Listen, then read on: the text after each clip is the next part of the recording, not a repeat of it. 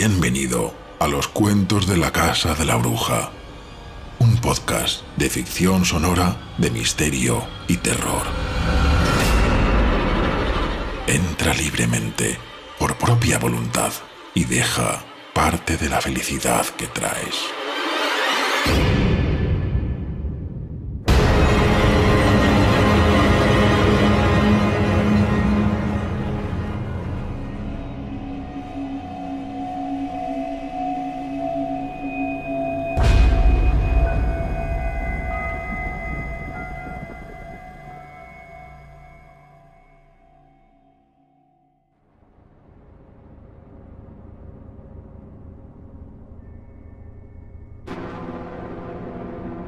Los cuentos de la Casa de la Bruja presentan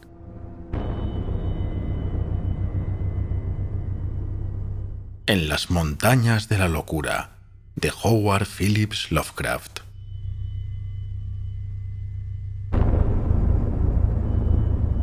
Capítulo 4.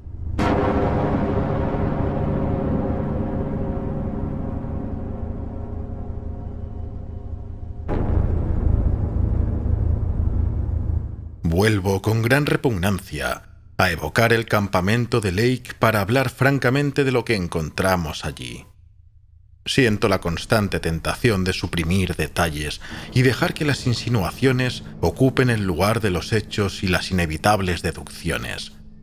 Espero haber dicho bastante como para referirme brevemente a lo que falta. Lo que falta, es decir, el horror del campamento. Ya he hablado del terreno arrasado por el huracán, los refugios destruidos, la estropeada maquinaria, la inquietud de nuestros perros, la falta de trineos, la muerte de los hombres y los animales, la ausencia de Jenny y la insana sepultura de los 6 ejemplares biológicos, conservados curiosamente a pesar de los daños sufridos durante 40 millones de años. No recuerdo si dije que al examinar los cadáveres notamos la falta de uno de los perros. No pensamos mucho en eso hasta la tarde. En realidad, solo yo y Danforth prestamos al hecho cierta atención. Entre lo que he ocultado, lo esencial se refiere a los cuerpos y a ciertas circunstancias que podrían dar, o no, una increíble y odiosa explicación racional a aquel caos aparente. Traté en aquel entonces de que mis hombres no prestasen mucha atención a esas circunstancias, pues era mucho más simple, mucho más normal, atribuir todo aquello al ataque de locura de un hombre de Lake.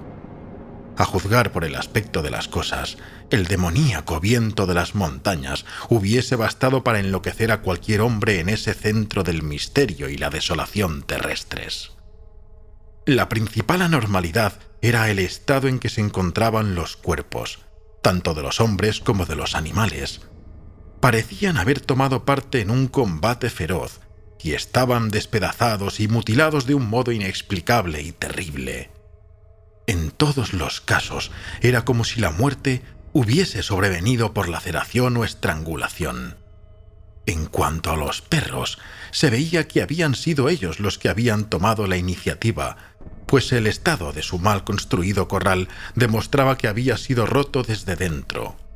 Lo habían levantado a cierta distancia del campamento para apagar la furia provocada por aquellos monstruosos organismos arqueanos. Pero todas las precauciones parecían haber sido vanas. Cuando quedaron solos ante aquel monstruoso huracán, protegidos por muros de nieve de insuficiente altura, los perros debieron de haber escapado, sea para huir del viento o del olor emitido por aquellos ejemplares de pesadilla. De cualquier manera, lo que había ocurrido era algo odioso y repugnante. Quizá debiera dejar de lado todos mis escrúpulos y decidirme a declarar lo peor, de un modo categórico, basado en observaciones de primera mano y en las deducciones más lógicas, tanto de Danforth como mías. El desaparecido Jenny no era de ningún modo responsable de los horrores que encontramos allí.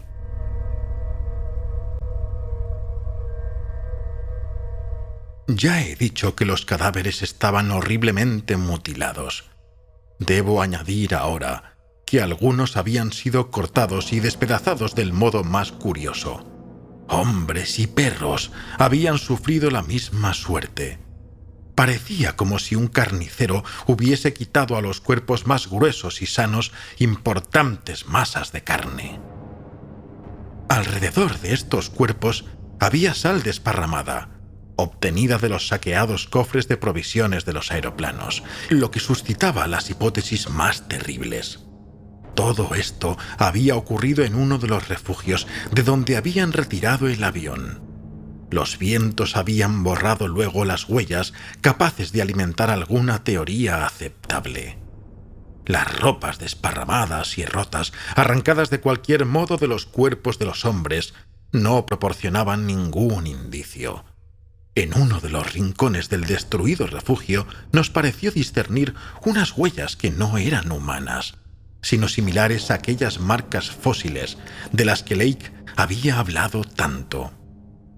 Pero en la proximidad de aquellas enormes y alucinantes montañas había que cuidarse de los errores de la imaginación. Como ya he señalado, faltaban Jenny y uno de los perros. Cuando examinábamos aquel horrible refugio, teníamos que encontrar todavía a 2 de los compañeros de Lake y a 2 de los perros. Pero la tienda laboratorio en la que encontramos luego de investigar las tumbas monstruosas iba a revelarnos algo. No se encontraba en el estado en que la había dejado Lake, pues los trozos de aquel monstruo primitivo habían sido quitados de la mesa. En verdad, ya nos había parecido que una de las 6 enterradas criaturas, aquella que emitía un olor particularmente desagradable, debía representar los fragmentos de la entidad que Lake había tratado de analizar. Sobre la mesa del laboratorio y a su alrededor había otras cosas y no nos costó mucho comprender que eran el resultado de la disección, realizada con todo cuidado, pero por alguien curiosamente inexperto, de los cuerpos de un hombre y un perro. No mencionaré, por razones obvias, la identidad de la víctima. El instrumental quirúrgico de Lake había desaparecido, pero era evidente que había sido cuidadosamente limpiado. La estufa de petróleo faltaba también, aunque en el lugar de su emplazamiento se veía una gran cantidad de fósforos. Enterramos aquellos restos humanos junto con otros 10 hombres y los del animal con los otros 35 perros. En cuanto a los despojos que había en la mesa del laboratorio y el montón de libros con ilustraciones que, torpemente hojeados, encontramos no muy lejos de allí, estábamos demasiado sorprendidos como para pensar en eso.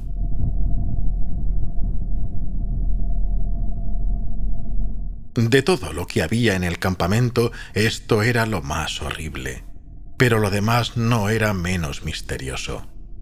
La desaparición de Jenny, un perro, los 8 ejemplares biológicos intactos, los 3 trineos, ciertos aparatos y libros científicos, materiales de escritura, linternas eléctricas y baterías, provisiones y combustible, aparatos caloríferos, tiendas, trajes de pieles y otras cosas semejantes, escapaba a toda posible hipótesis. Lo mismo ocurría con ciertas manchas de tinta en algunos trozos de papel, y las pruebas de que los comandos de los aviones y los aparatos mecánicos del campamento habían sido torpemente manipulados. Los perros parecían rehuir toda esta estropeada maquinaria. El desorden de la despensa, la desaparición de ciertos artículos y el montón de latas de conservas abiertas del modo más inverosímil y por los lugares más inverosímiles presentaban un problema similar. La profusión de fósforos desparramados, intactos, rotos o consumidos, era también un enigma menor, lo mismo que las 2 o 3 tiendas y los trajes de pieles que presentaban curiosas desgarraduras, debido quizá a haber intentado adaptarlos a usos inimaginables. El trato que habían recibido los cuerpos humanos y caninos y la disparatada sepultura que habían recibido los dañados ejemplares arqueanos estaban en armonía con este desorden propio de la locura.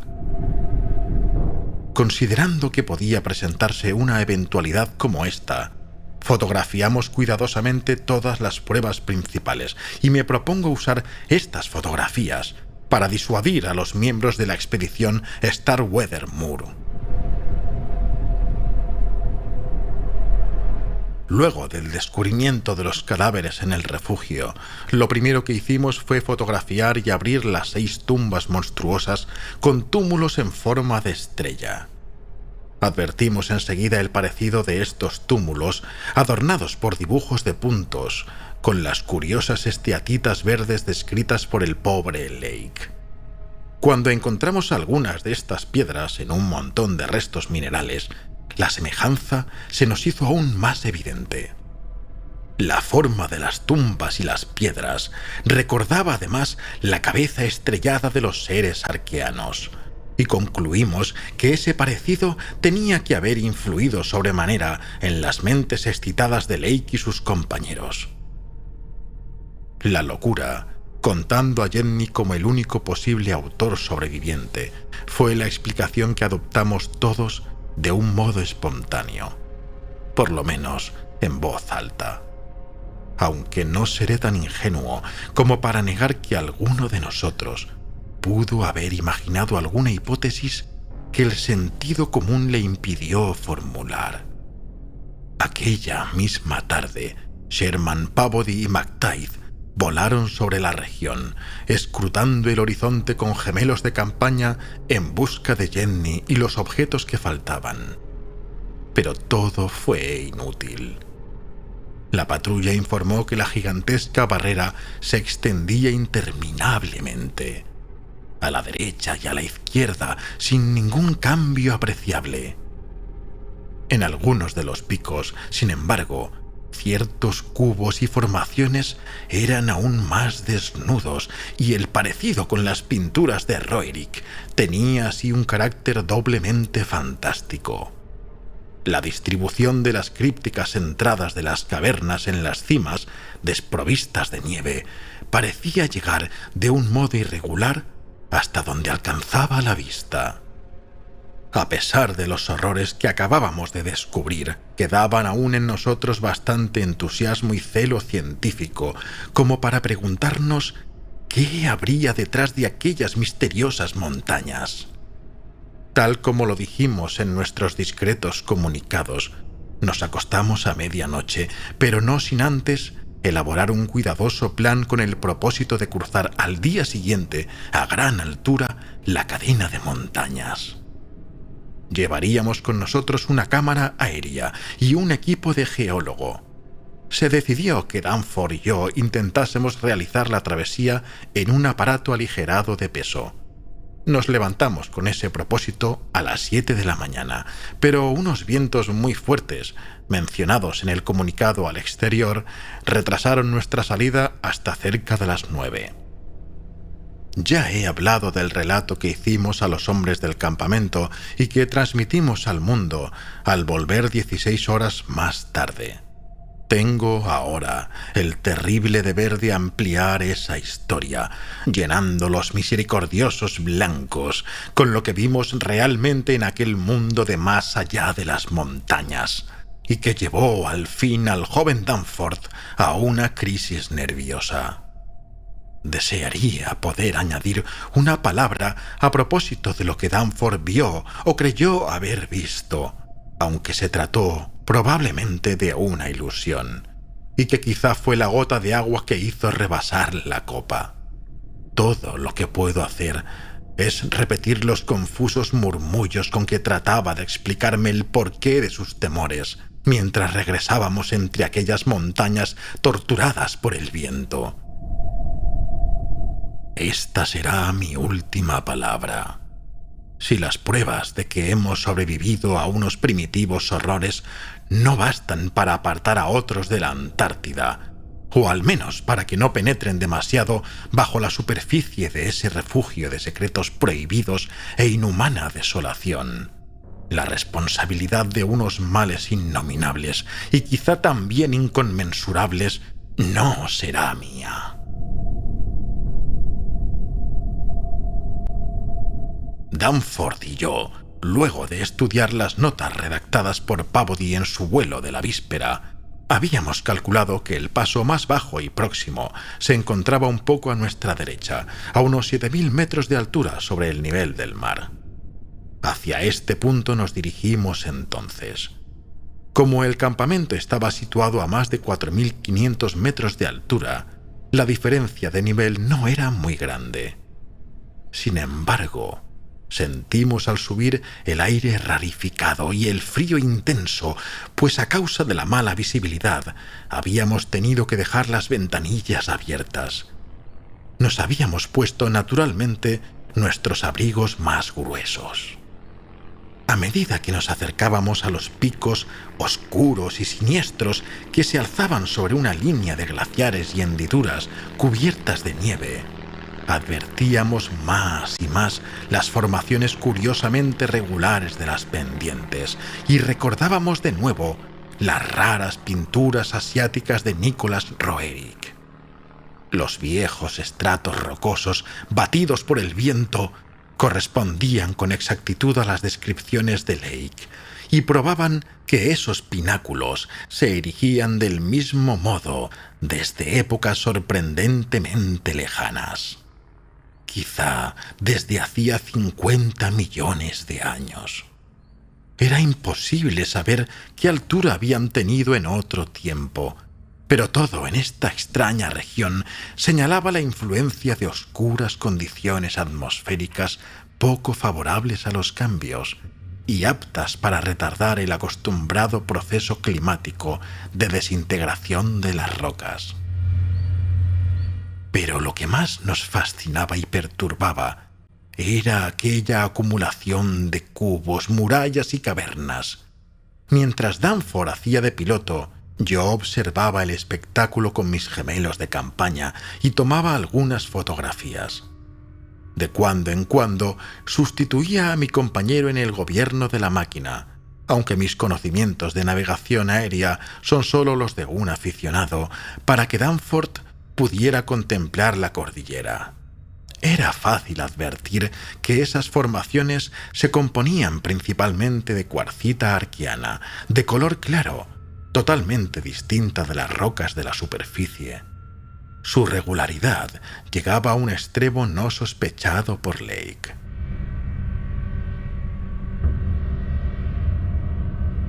Como éste había dicho, las aristas habían sido desgastadas y redondeadas por la erosión durante millones de siglos. Solo su extraordinaria dureza había impedido que desapareciesen. Muchas partes, especialmente las más cercanas a las faldas, parecían ser de la misma sustancia que las rocas de los alrededores. El conjunto no se diferenciaba mucho de las ruinas de Machu Picchu en los Andes o los cimientos de las murallas de Kish exhumadas por la expedición del Museo de Oxford de 1929. Tanto Danforth como yo tuvimos la impresión que Lake había atribuido a la fantasía de Carroll. Sentí que mis conocimientos de geología eran totalmente inútiles para explicar la existencia de esas formaciones. Las rocas ígneas presentan a menudo curiosas irregularidades, como la famosa calzada de los gigantes de Irlanda. Pero esta estupenda cordillera, a pesar de que Lake había creído ver conos humeantes, era evidentemente de origen no volcánico. Las cavernas presentaban otro enigma a causa de la regularidad de las aberturas. Eran, como había dicho el comunicado de Lake, cuadradas o semicirculares, como si una mano mágica hubiese regulado la simetría de los orificios. Su número y distribución sugerían que toda aquella zona estaba atravesada por túneles originados en estratos calcáreos desaparecidos. Desde el avión no alcanzamos a ver el interior de las cavernas, pero nos pareció que estaban libres de estalactitas y estalagmitas. Fuera, las piedras que rodeaban las bocas eran invariablemente lisas y regulares, y Danforth opinó que las huellas de la erosión parecían formar unos raros dibujos. Todavía bajo la impresión de los horrores del campamento, sugirió que esas huellas se parecían a los grupos de puntos que cubrían los trozos de esteatita verde tan odiosamente reproducidos sobre las tumbas de los monstruos. Volábamos ya sobre los contrafuertes más elevados en el paso que habíamos elegido. De cuando en cuando observábamos el hielo y la nieve, preguntándonos si hubiésemos podido hacer el viaje con perros y trineos.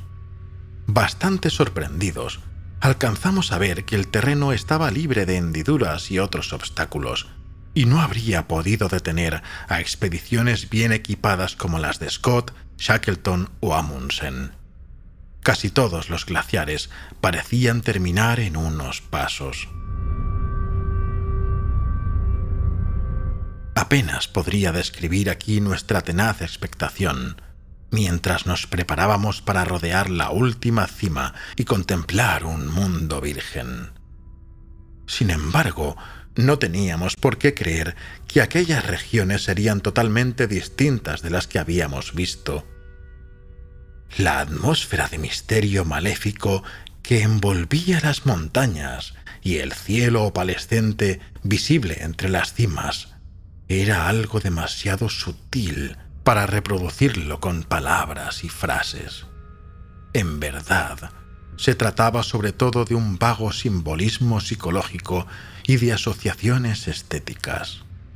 Poemas y cuadros exóticos y mitos arcaicos encerrados en libros prohibidos. El mismo canto del viento parecía estar animado por una malignidad consciente, y durante un instante me pareció distinguir toda una gama de sonidos musicales mientras las ráfagas se hundían en las bocas de las cavernas. Había algo de repulsivo en esas notas, tan inclasificable como las otras oscuras impresiones. Nos encontrábamos ya a una altura de más de 7000 metros y habíamos dejado muy atrás la región de las nieves. Solo veíamos unos muros rocosos y oscuros a los que cubos y cavernas prestaban un carácter sobrenatural y fantástico, similar al de un sueño. Observando la línea de los picos, me pareció ver el mencionado por Lake, con estribaciones en la punta. Se perdía a medias en una curiosa niebla, lo que explica acaso que Lake hubiese creído que había allí actividad volcánica. Ante nosotros se extendía el paso barrido por el viento, entre ceñudos pilones de bordes dentados. Más allá se abría un cielo pálido donde giraban unos vapores iluminados por el bajo sol polar. El cielo de ese misterioso y lejano dominio que ningún ojo humano había divisado hasta ahora. Unos pocos metros más de altura y aparecería ante nosotros ese reino. Danforth y yo, que solo podíamos comunicarnos a gritos a causa del silbido del viento y el rugido de los motores, intercambiamos una elocuente mirada. Instantes después, aquella tierra antigua y extraña nos abría sus secretos incomparables.